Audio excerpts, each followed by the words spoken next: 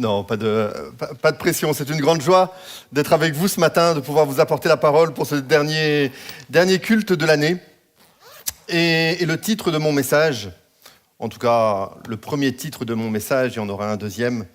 Le titre de mon message, c'est, et je suis sûr que là je vais réussir à avoir votre attention, c'est « Comment un SMS du pasteur Eric et une conversation avec ma femme ont changé ma vision de 2024 ». Là, je sens bien que j'ai votre attention, là. T'inquiète pas, t'as pas fait de bêtises. Quoi ? Rarement. Donc voilà, et puis inutile de regarder dans ton téléphone tous les SMS que tu as pu envoyer. Mais c'est vrai que donc, l'année 2023 se termine, et encore une fois, nous sommes émerveillés de la fidélité de Dieu. Nous pouvons regarder en arrière et voir que Dieu a été fidèle dans nos vies personnelles et dans la vie de notre Église Connect, à quel point il ne nous a pas laissé tomber, mais au contraire, à chaque moment, à chaque instant, nous avons pu compter sur lui, nous avons pu compter sur sa présence, à la fois dans les moments de joie, bien entendu, mais aussi dans les moments un peu plus difficiles, parce qu'il y en a eu. Et c'est toujours bon de regarder en arrière, de regarder finalement à cette année 2023 qui se termine et y voir encore la fidélité de Dieu. Comme disait Jérémie dans les Lamentations, nous pouvons dire « Mais oh, que ta fidélité est grande ». Et j'espère que en cette fin d'année, vous êtes aussi dans cette attitude de louange, d'adoration, de dire « Mais Seigneur, quel privilège de te connaître ». Assez régulièrement, je me dis « Mais les gens qui ne connaissent pas le Seigneur, qu'est-ce qu'ils ont comme espérance ? Ils doivent avoir une triste vie. Mais nous qui le connaissons, nous pouvons voir sa main agir et agir encore. Et alors évidemment, nous ne savons pas ce que 2024 nous attend. Nous pouvons nous discerner à travers la parole des signes du retour de notre Seigneur, même si nous ne savons pas ni le jour ni l'heure.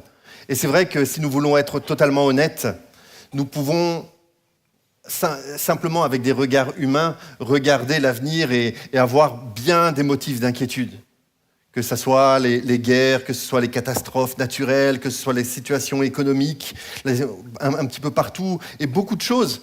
On pourrait se dire, mais qu'est-ce qui nous attend encore en 2024 ? Mais moi, je peux vous dire que Jésus nous attend en 2024.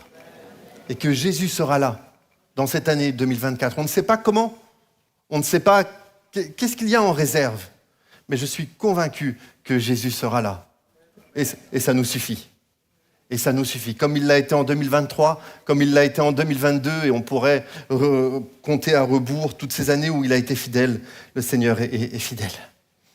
Et donc la fin de l'année, c'est évidemment la période des bilans, où on fait le bilan un petit peu de nos vies. Mais c'est aussi le début de l'année, le temps des résolutions. Souvent, le 31 décembre, au soir, on fait le réveillon, donc entre le 31 décembre et le 1er janvier, et on a toute une série de résolutions. Que l'on soit chrétien ou non, ça peut arriver. Donc, pour certains, ça sera cette année, je me mets au sport. Ou cette année, je fais un régime. Ou cette année, j'arrête cette mauvaise habitude, ou j'en commence une nouvelle. Et il peut y avoir toute une série de résolutions. Cette année, je suis moins présent sur les réseaux sociaux, où je me laisse moins envahir par les écrans dans ma vie. Et peut-être aussi que vous comptez avoir quelques résolutions dans votre discipline spirituelle, dans votre relation avec Dieu. Prendre plus de temps avec Dieu dans la prière ou dans la lecture de la parole. Participer activement aux activités de l'Église, être présent le dimanche matin, ou être plus présent le dimanche matin ou dans les réunions de semaine, participer à un groupe de maison, etc. Et toutes ces résolutions sont bonnes, évidemment. Et même si parfois, statistiquement, on voit que les résolutions, il y a, je pense, des statistiques qui ont été faites, il y a près de 95% ou 95% des résolutions qui sont faites le soir du 31 décembre qui ne sont pas tenues tout au long de l'année. Mais j'espère que les résolutions que vous allez prendre avec Dieu, vous pourrez les tenir jusqu'au bout avec le Seigneur.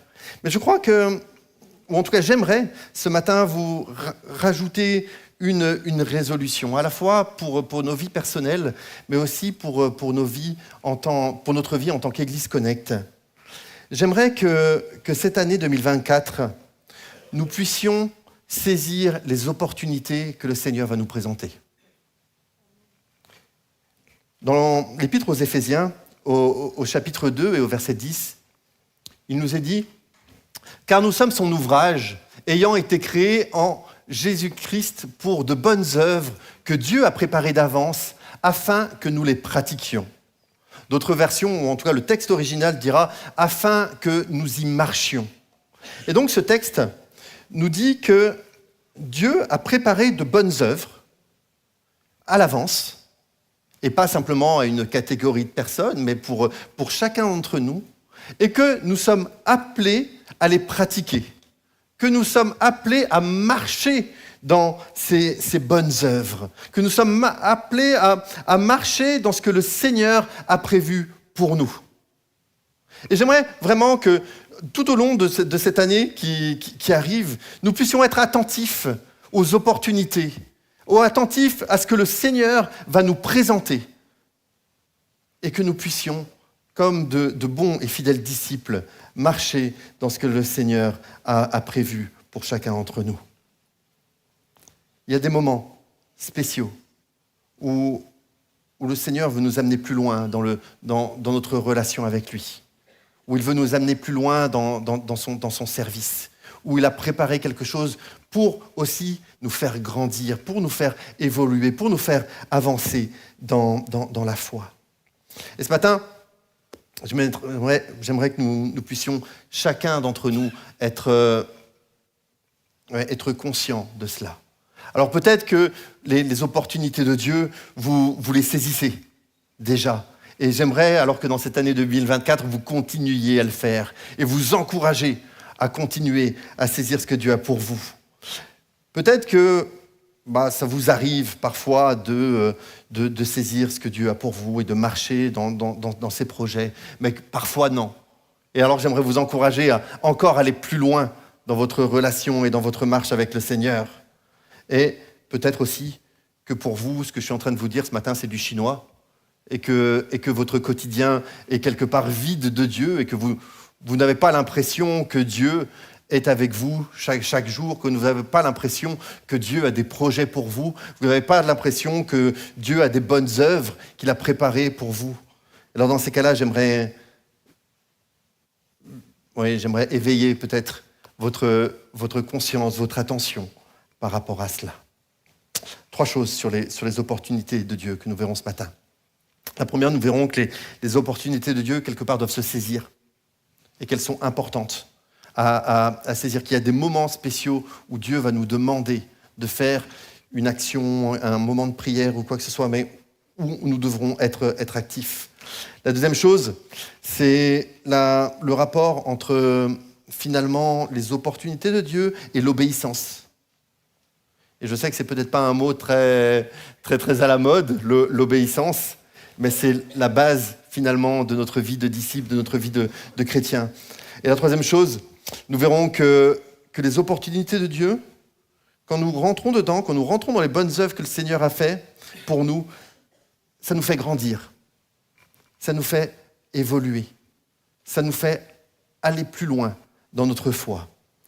Mardi, c'est moi qui m'occupe de la réunion de prière et mardi, on continuera un petit peu sur ce thème où on verra que les opportunités de Dieu, parfois, assez régulièrement, se manifestent dans l'opposition, dans l'adversité.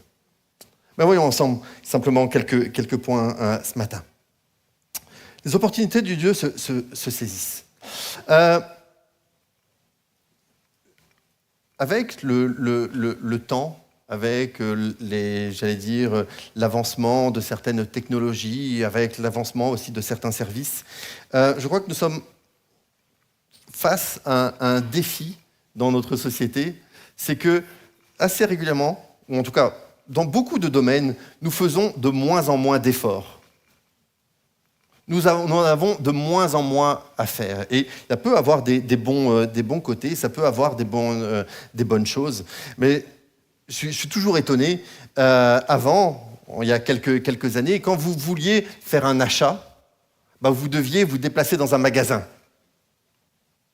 Et sans doute que vous le faites encore pour certaines choses. Mais il faut bien dire que depuis quelque temps, quand on n'a pas envie de se déplacer dans un magasin, on fait notre commande sur un site en ligne, et ça a aussi des aspects très, très pratiques.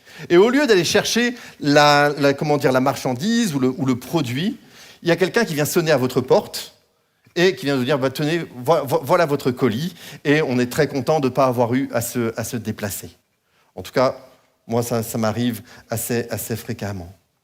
Je crois qu'il y a dans notre relation avec Dieu, il y a ce besoin que nous soyons actifs et que nous recherchions ce que Dieu a pour nous, que nous saisissions les occasions, les opportunités que le Seigneur nous présente. Dans Marc, au chapitre 10, on trouve cette histoire, une histoire bien connue, une histoire d'un aveugle qui est sur le bord du chemin, que nous allons lire maintenant, à partir du verset 46, donc Marc 10, 46. Il est dit « Ils arrivèrent à Jéricho, et lorsque Jésus en sortit, avec ses disciples et une assez grande foule, le fils de Timée, Bartimée, mendiant aveugle, était assis au bord du chemin. Il entendit que c'était Jésus de Nazareth, et il se mit à crier « Fils de David, Jésus, aie pitié de moi !» Plusieurs le reprenaient pour le faire taire, mais il criait beaucoup plus fort « Fils de David, aie pitié de moi !» Jésus s'arrêta et dit « Appelez-le ». Ils appelèrent l'aveugle en lui disant « Prends courage, lève-toi, il t'appelle ». L'aveugle jeta son manteau et se levant d'un bond, vint vers Jésus. Jésus, prenant la parole, lui dit « Que veux-tu que je te fasse ?»« Rabouni, lui répondit l'aveugle, que je recouvre la vue. » Et Jésus lui dit « Va, ta foi t'a sauvé. » Aussitôt, il recouvra la vue et suivit Jésus dans le chemin. Nous avons ici un aveugle sur le bord d'un chemin, Bartimée. On donne son nom, c'est assez rare dans les évangiles. Mais là, ici, on a le nom de cet aveugle. Et il entend parler de Jésus. Et au lieu d'être là, simplement, sur le bord du chemin, et de ne rien faire, et de rester passif, il va être convaincu que sa situation peut changer. Qu'il y a quelque part une opportunité pour lui de pouvoir vivre une rencontre, vivre un rendez-vous divin. Et pour vivre ce temps, il doit faire une démarche. Il ne reste pas assis, il ne reste pas silencieux, il sort de sa situation, il est pourtant d'habitude mis de côté, mis à part à cause de son handicap, à cause de sa situation. Il est ici entouré d'une grande foule, il est dit, une foule assez nombreuse, mais il saisit son opportunité. Et même quand certains vont essayer de le reprendre et de le faire taire, il continue, il persévère, et nous voyons que finalement sa foi et sa persévérance sont récompensées et qu'il est guéri. Là, il est dit que la foule était assez nombreuse. Je pense que dans cette foule qui accompagnait Jésus, il y avait une foule de besoins. Il y avait une foule de personnes qui peut-être étaient malades, qui avaient un besoin physique, un besoin moral, un besoin spirituel. Et pourtant, la Bible ne nous parle que de cet aveugle, que de Bartimée qui a été guéri. Est-ce que Bartimée était meilleur que les autres ? Je ne pense pas. Est-ce que Jésus a fait d'autres miracles qui ne sont pas donnés dans les évangiles ? Ça, la Bible ne nous le dit pas. Mais ici, nous avons plusieurs personnes qui avaient besoin d'être sorties de leur quotidien, d'être sorties de leur situation. Et nous avons Bartimée qui va être guéri. Bartimée qui va prendre sur lui, parce que ça ne devait pas être facile, mais qui va commencer à interpeller Jésus avec ce « Jésus, fils de David, aie pitié de moi ». Il y avait plusieurs dizaines de personnes ici, une foule qui était en contact avec la présence de Jésus. Et pourtant, il nous aurait relaté qu'une seule personne qui est guérie. Et c'est une question de foi et c'est une question d'implication. Tout dépend de cela. Je pense vraiment que dans notre vie avec le Seigneur, on peut soit être spectateur, soit on peut être acteur. Et les deux sont finalement à l'opposé. Et même, je pense que si on veut bien être honnête dans nos vies, il y a des moments où on est l'un, où on est l'autre. Et je pense aussi que dans nos cultes que nous vivons le dimanche matin, nous pouvons être spectateurs ou nous pouvons être acteurs. Et soit on vient en se disant, voilà, je viens parce que il faut que je vienne. Je viens parce que je dois peut-être être au service dans l'un ou l'autre domaine. Soit nous pouvons aussi venir en disant, mais Seigneur, tu as quelque chose pour moi. Seigneur, je veux être en contact avec ta présence. Je veux recevoir, je veux saisir ce moment où nous sommes tous ensemble et qu'à travers la louange, qu'à travers la parole, qu'à travers la communion fraternelle, je puisse recevoir quelque chose de toi. Je pense aussi que ce que nous vivons dans nos cultes dépend en partie de comment nous le préparons. Combien d'entre nous, ce matin, nous avons prié pour notre culte, ce matin? Combien d'entre nous avons pris un temps, je ne dis pas 2 heures ou 3 heures, je ne dis pas un moment de jeûne prière, mais simplement de dire, mais Seigneur, que demain ou que ce matin, je vive quelque chose de particulier avec toi. Et je crois que c'est important. C'est important parce que ça peut changer aussi ce que nous allons vivre.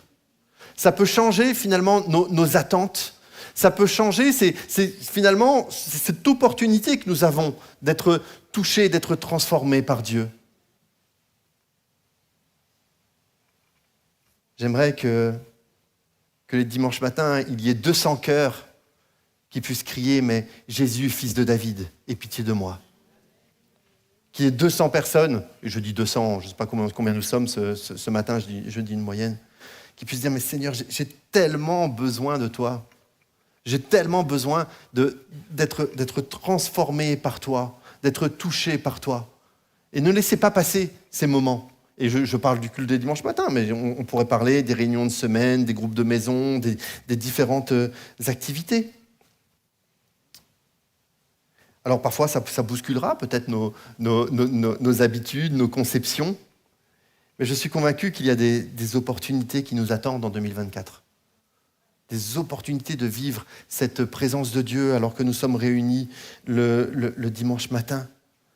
Il y a des choses que Dieu a préparées. Il est dit dans le texte que nous avons lu ce matin dans Éphésiens, que Dieu a préparé par avance. Il a quelque chose pour nous. Il a quelque chose pour toi. Il a des moments qu'il veut te faire vivre d'une manière toute spéciale. J'ai l'habitude de différencier 2 choses, en tout cas au niveau spirituel. Pour moi, il y a une différence entre des habitudes et les routines. Au niveau spirituel, pour moi, il y a une différence entre habitudes et routines. Et la différence, c'est que l'une est remplie de Dieu et l'autre en est vide. Et on peut avoir des habitudes au niveau spirituel, et je crois que c'est bon, et que ce sont des bonnes choses, que ce soit des habitudes de lecture de la parole, que de temps de prière, que ce soit des habitudes de venir au culte le dimanche matin ou de participer à la vie de l'Église. Et je crois que ces habitudes sont bonnes si elles sont pleines de Dieu. En revanche, parfois, les routines sont vides de Dieu. Et on le fait comme un acte religieux. Encore une fois, on insiste dimanche après dimanche là-dessus. Mais par exemple, quand nous prenons le repas du Seigneur, ce n'est pas une routine. Ce n'est pas le fait de prendre ces éléments, l'acceptation dans un club ou quoi que ce soit. C'est une rencontre avec Jésus-Christ. Et on pourrait parler d'autres choses encore dans notre vie spirituelle. Mais faisons attention. Et et que 2024 soit rempli de bonnes habitudes. Et faisons attention à nos routines. Deuxième point, les opportunités de Dieu se vivent dans l'obéissance. Dans le livre des Actes, au chapitre 6 et au chapitre 8, il nous est parlé d'un homme qui s'appelle Philippe. Philippe, au chapitre 6 du livre des Actes, et donc fait partie de l'église de Jérusalem, cette église qui vit une grande croissance. Et il y a un problème avec la distribution aux tables, où les gens d'origine grecque se sentent lésés par rapport aux gens d'origine, aux personnes d'origine juive. Et donc, il y a cette décision de choisir 7 personnes pour être diacre, pour remplir cette tâche. Et on voit que Philippe va servir dans ce rôle. Il va commencer par ces tâches pratiques où il va accomplir finalement ce côté pratique qui est tellement important dans la vie de l'Église. Et un petit peu plus loin, on retrouve le même Philippe au chapitre 8 du livre des Actes, à partir du verset 5, où on ne sait pas quel a été vraiment le cheminement, où Philippe va se retrouver à diriger une des plus grandes campagnes d'évangélisation qui a lieu. Il se retrouve en Samarie, où il y a des conversions, il y a des personnes qui se donnent à Jésus, il y a des miracles, il y a vraiment quelque chose d'incroyable qui est en train de se passer. Il y a vraiment, à ce moment-là, quelque chose d'extraordinaire, une présence de Dieu, une onction du Seigneur. Et il est là, et il continue de servir, et il continue finalement de faire la tâche qui lui a été confiée.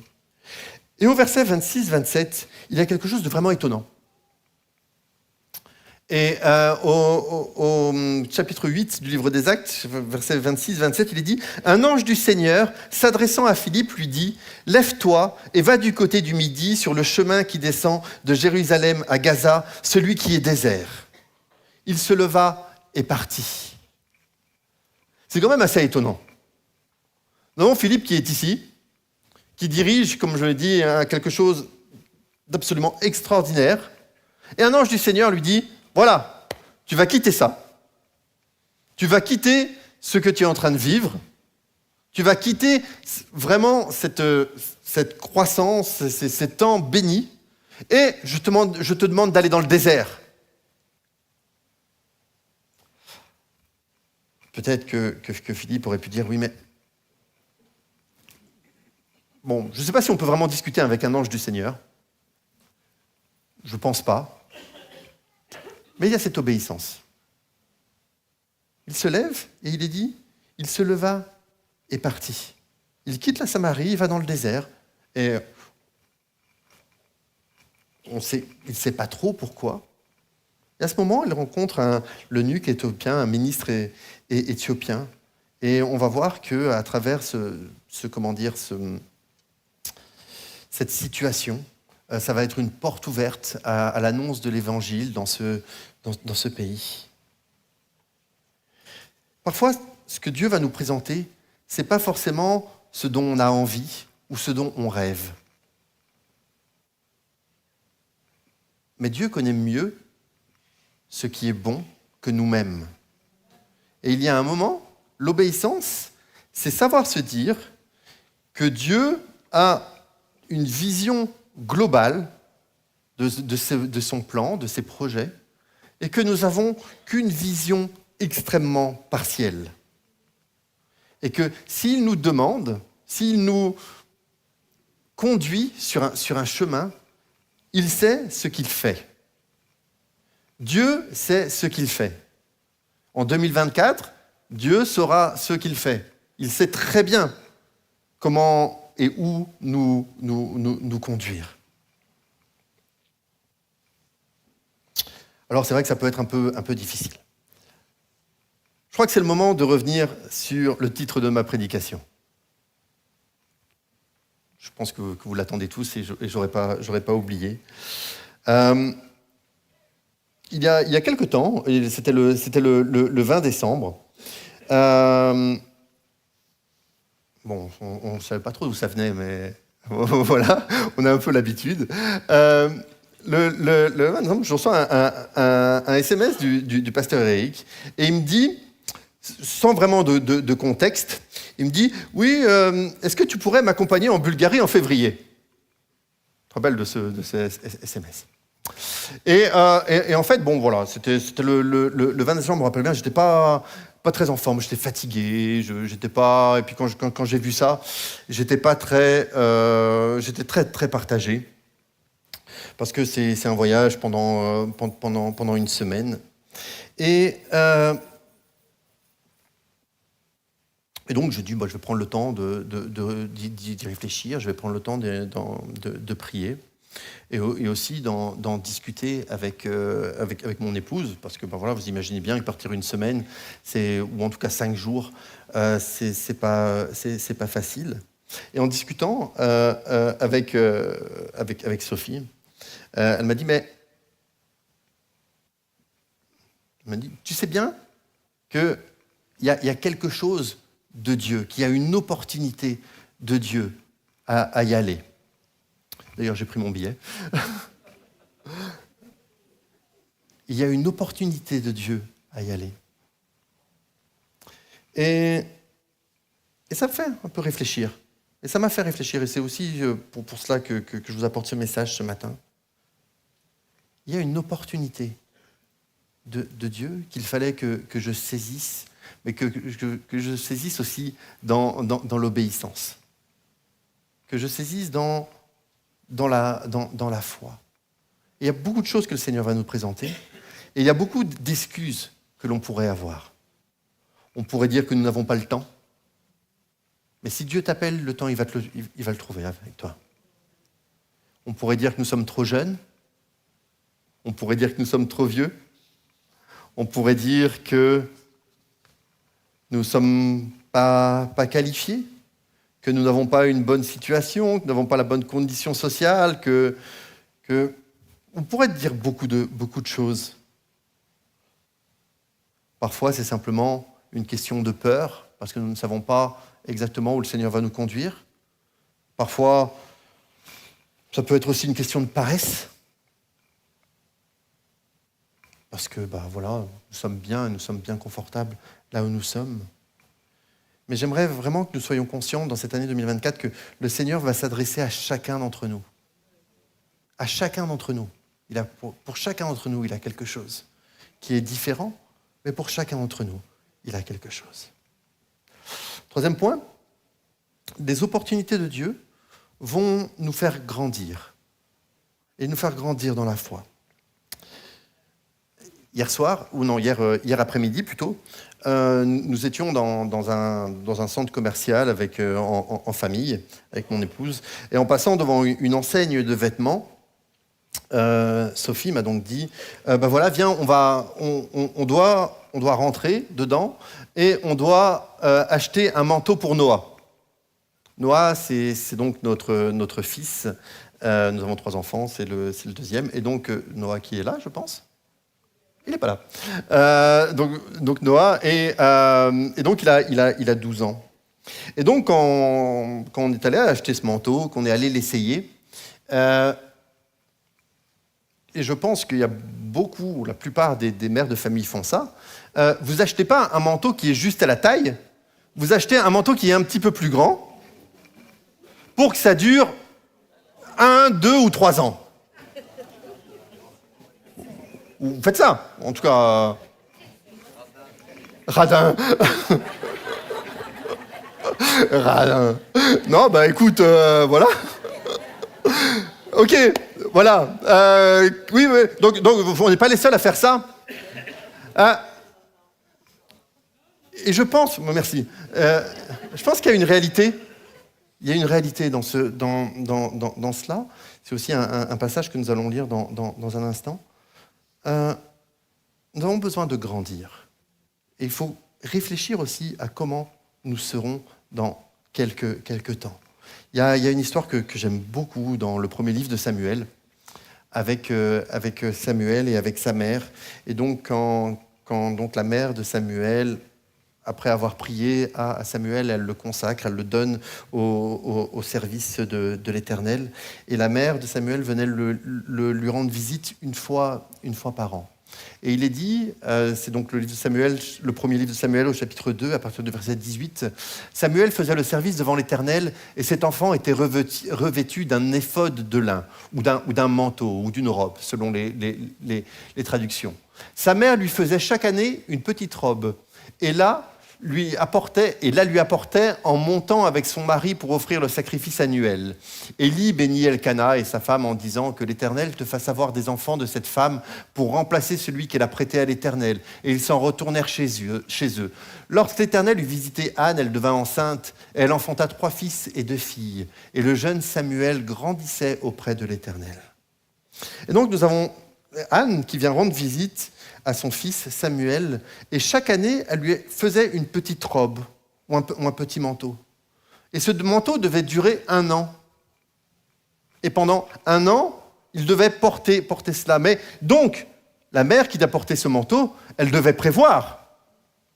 Elle devait dire, faut au moins que ça dure pendant 12 mois. Et donc, au départ, le manteau, il devait être un petit peu grand. Et je crois que ce que le Seigneur nous propose, parfois c'est un peu grand pour nous, mais il veut que nous grandissions dedans. Et je crois que c'est important, parce que nous avons besoin de grandir. Et quelle que soit votre vie spirituelle, vos années de conversion, votre marche avec Dieu, nous avons besoin de grandir. Et parfois, le Seigneur va nous proposer, on va nous mettre sur notre route des défis. Et il y a ce côté défi qui est important. Parce que c'est dans le défi que l'on grandit. C'est dans notre défi que notre foi se développe. Et évidemment, ce sera différent pour chaque personne. Parce que nous sommes différents. Et les défis ne seront pas les mêmes. Et ça, c'est normal. Mais je crois aussi que quand nous n'acceptons pas cet aspect de défi avec Dieu, alors nous sommes à l'étroit. Et nous sommes à l'étroit dans notre vie spirituelle. Et nous sommes à l'étroit et nous commençons à nous ennuyer. Et on s'ennuie. Et peut-être que ce matin, vous vous ennuyez dans votre vie spirituelle. Vous vous ennuyez avec Dieu. Vous trouvez que c'est toujours la même chose. Vous trouvez qu'il n'y a rien qui avance. Vous trouvez que finalement, peut-être vous ne servez à rien. Je vais vous dire que le Seigneur va aussi te proposer des opportunités dans lesquelles il va t'appeler à grandir. Et quand on accepte de grandir, alors cela fait toute la différence. Et les challenges, les défis seront différents pour chaque personne. Alors il y aura ce que le Seigneur a prévu pour nous. Et nous sommes reconnaissants parce qu'il a prévu quelque chose. Il a prévu des bonnes œuvres pour chacun d'entre nous. Il y a quelque chose à vivre. Mais j'aimerais vraiment que cette année, et c'est ma conclusion, que cette année 2024 soit une année qui soit pleine de Dieu.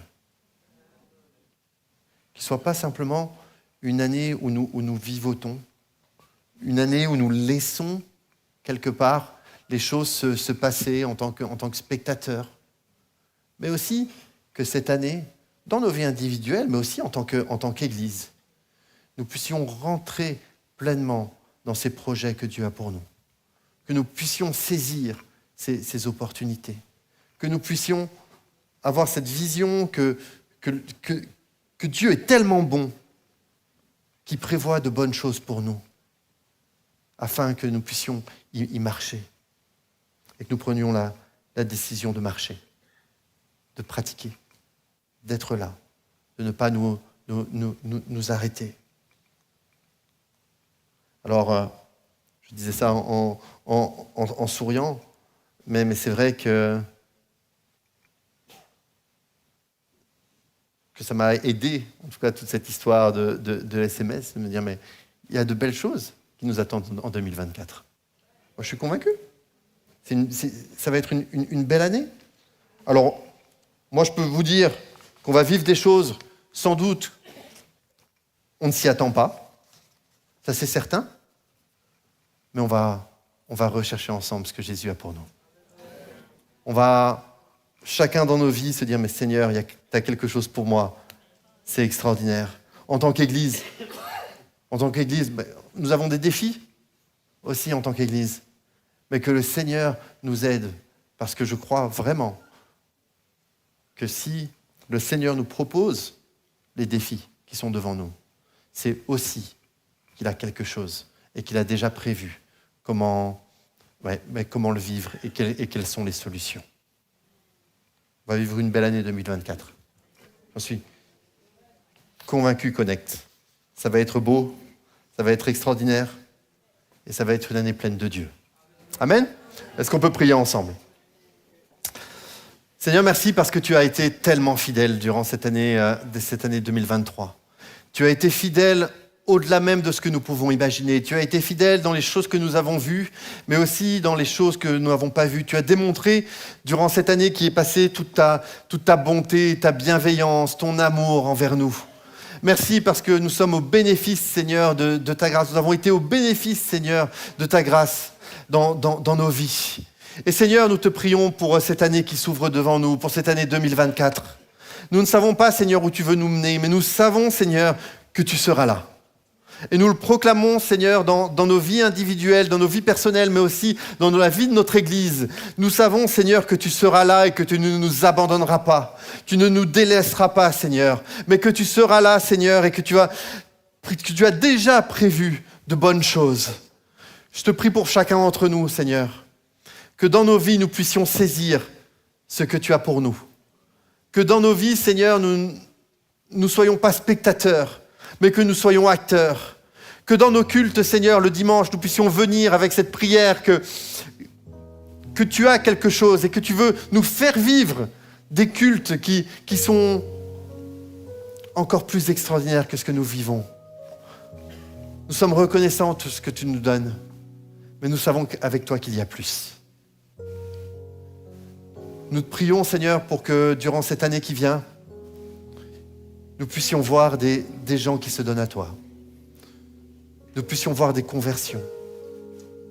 Que nous puissions voir des personnes libérées, délivrées. Que nous puissions voir, Seigneur, des hommes et des femmes qui mènent une vie de disciples et qui te cherchent et qui cherchent ta volonté. Je te prie pour quelque chose de nouveau. Je te prie ce matin pour tous ceux qui sont comme insensibles à ta présence et qui sont là peut-être simplement par habitude ou pour accomplir une sorte de devoir religieux. Je te prie que tu les touches ce matin.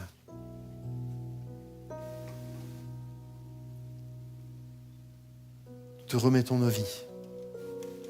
Nous te remettons notre Église. Nous te remettons, Seigneur, toute cette année qui s'ouvre devant nous. Nous n'avons pas peur, Seigneur.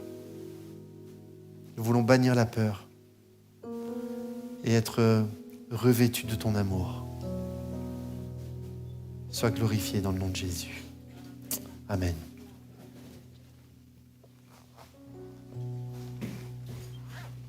Je voudrais terminer en reprenant cette image. Je vais demander à Santos de venir.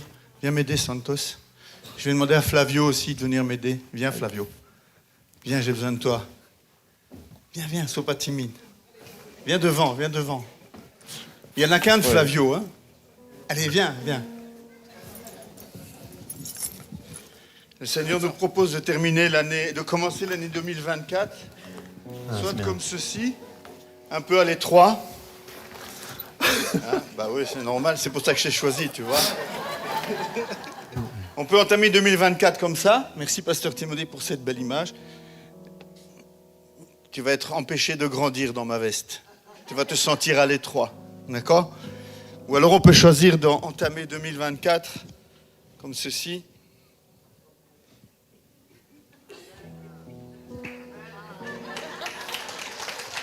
Et je vous invite à commencer 2024 comme ça.